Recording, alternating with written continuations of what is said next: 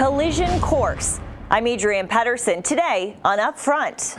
We owe it to the public to do meaningful things that have been demonstrated to work in other states. Is you want to basically say to somebody before they commit the act, before they've done anything wrong, we're going to take away your constitutional rights. The special session that wasn't. Republicans refused to take up Democratic Governor Tony Evers' call for new gun laws. Next, Assembly Speaker Robin Vos on the clash. And I'll ask, is divided government working for the people?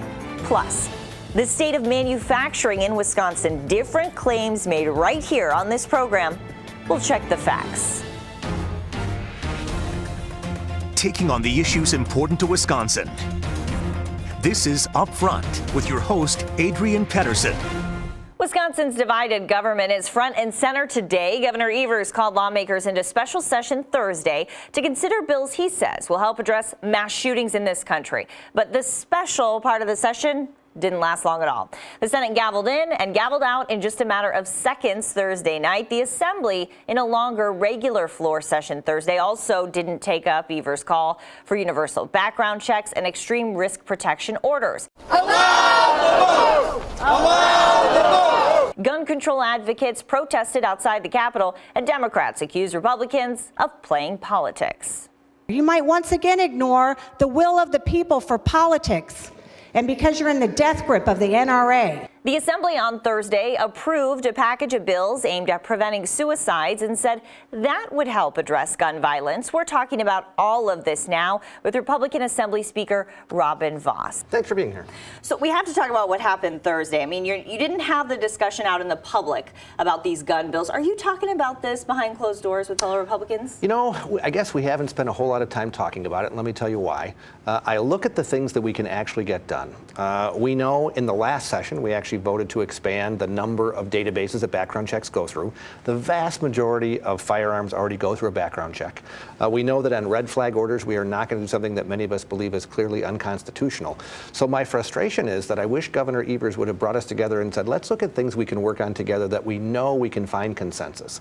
But instead he chose things that he knew were against many of the principles that most of us ran on, and they were never going to go anywhere. So that's where it's disappointing. I feel like we could have found things to work on together, especially you look at the task forces we put out there, suicide prevention, adoption, clean water, things that hopefully would gather bipartisan support. I'd rather focus on those, knowing they can make a difference, instead of having this political argument that's never going to go anywhere. Are you confident that Republicans, all Republicans, would have voted down these bills? Is there any question that there could have been maybe one or two? Well, I mean, I can't speak for every single member, but we had those discussions in our caucus. We clearly do not support the idea. As an example, let's look at the red flag law. It basically says, under current law, if you make a threat, if you have had a domestic violence order, if you've done something where it's an overt act, current law already says we can take away your firearm.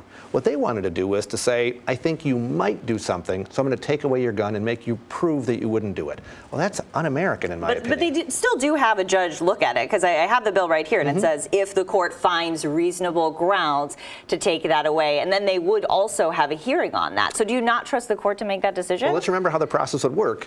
You would file the order. I wouldn't know about it. They would go and take your statement. They would make a decision to say, yep, let's take the weapon away until we have a hearing. So that means I have to surrender my firearm and go back to the court to convince them that I get to keep it.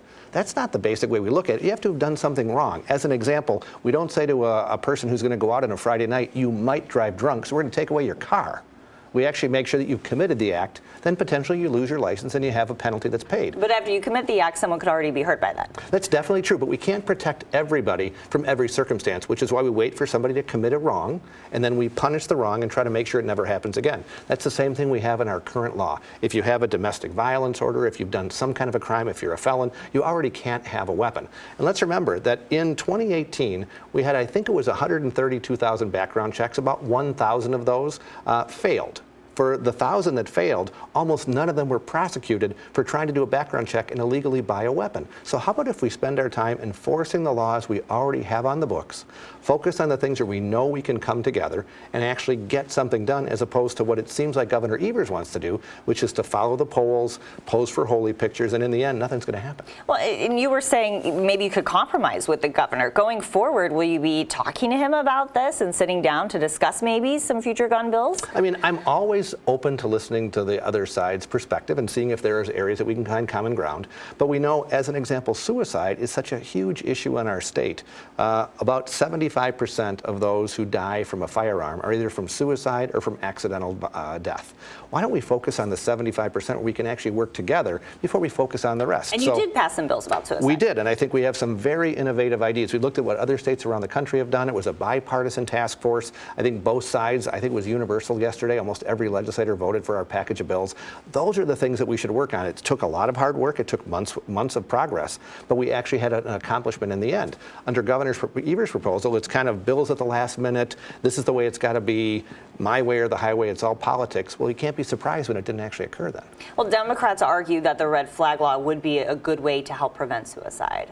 Well, again, we already have many of those situations in current law. One of the bills that we passed would actually create a different process to do a similar opportunity to take weapons away from someone that you worry that they would actually be harming themselves. So I think there's ways we could compromise. But again, the idea of saying that you have to prove your innocence after a court's already said surrender your firearms, but you've done nothing wrong, is something that most of us just can never support. And the governor had said that he would call serial special sessions if you keep doing the same thing. I mean, in a divided government, can anything get done? We've actually been accomplishing quite a bit. I mean, we had a budget that, of course, no Democrat in the legislature supported because it raised revenues for education, fixed our roads, put more money into health care, all things that were a priority, and ultimately Governor Evers signed it. So I think there is an opportunity for us to find common ground, but again, you don't start with ideas that are principally based in what your opponents can never do. And I think that's what Governor Evers keeps doing. He keeps putting ideas out there knowing Republicans can't support those because it's all about politics to him. And I think that's really kind of a sad commentary on where he wants our state to go.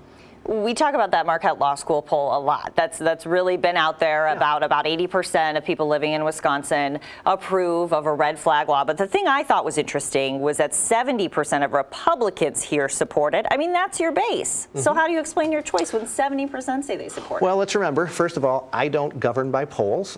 We govern by principles. So in a Marquette poll about a year ago. But you govern based on what people also want, right? Of course, yeah. But about a year ago, Marquette did a poll, and it showed like 62% of the public believes that more gun controls won't prevent a single mass shooting. Well, that's probably true too. So a lot of it really is people wanting something to happen and feeling bad for this fact that we have these situations in our country. So I am empathetic with that. But I also know that there are principles that we think are really important, and one of those is supporting the Second Amendment and making sure that if you're a legal gun owner, there should be no reason that you don't have the ability to have a firearm and defend yourselves. The very idea of a red flag is I have done nothing wrong, but because someone thinks I might, I have to surrender my weapon. That is not what America is about, so I can't see us ever compromising on that principle. It was a really busy week last week, so I want to get to these other things too. You failed to get the votes to override 3 of the governor's budget vetoes, but since Republicans changed the rules to attempt the override multiple times, will that be an attempt? What's next? It certainly could. I mean, an example of one of the attempts, Governor Evers proposed an increase in the amount of money that we pay for people who deal with mental health patients on Medicaid, the program that helps the poor. We passed his proposal, but put on there, come back to us with some more specifics. He vetoed the appropriation because he didn't want to have to actually answer our questions. Well, I guess he has the right to do that. But the idea of giving an increase that was fairly large, I think it was $10 million, to psychologists who deal with the poorest people with mental health issues should be bipartisan. We only needed 2 Democrats to defect and not listen to what the bosses in the political party tell them to do, and we didn't get 1.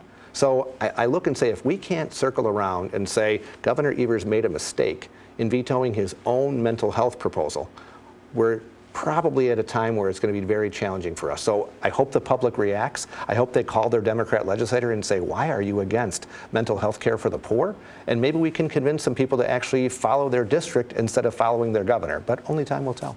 And also, senators approved a constitutional amendment that would limit the governor's veto power, but it still has to go through several steps, ultimately go to voters in the end. Is there any kind of public outcry for this? Is this something you've heard people want? You know, it's an issue that an awful lot of folks have talked about. I mean, if you think back to Schoolhouse Rock when we were kids, the idea is that a legislature passes a bill, the governor gets a chance to say yes or no.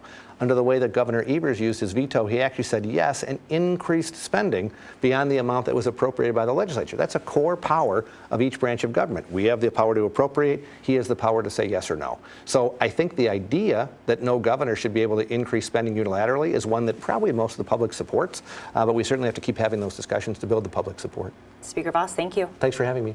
The state Senate rejected Governor Evers' first choice for Ag Secretary Brad Pfaff. He angered some GOP senators with comments criticizing Republicans over the release of money to help farmers with mental health. The governor attended the Senate debate and had this reaction.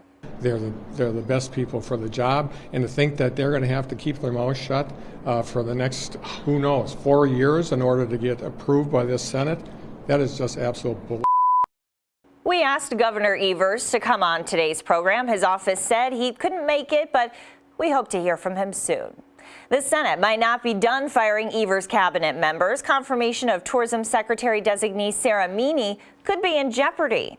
You can stay on top of all the developments by checking out the Quorum Call blog from our editorial partner, WizPolitics.com. Later on up front, the race for Milwaukee County executive and the mayor who wants the county's top job. But first, what's really going on with manufacturing jobs in Wisconsin? Are they growing under President Trump, as Republicans claim, or are we in a manufacturing recession, as Democrats say? Matt Smith checks the facts. Upfront, brought to you by WPS Health Insurance.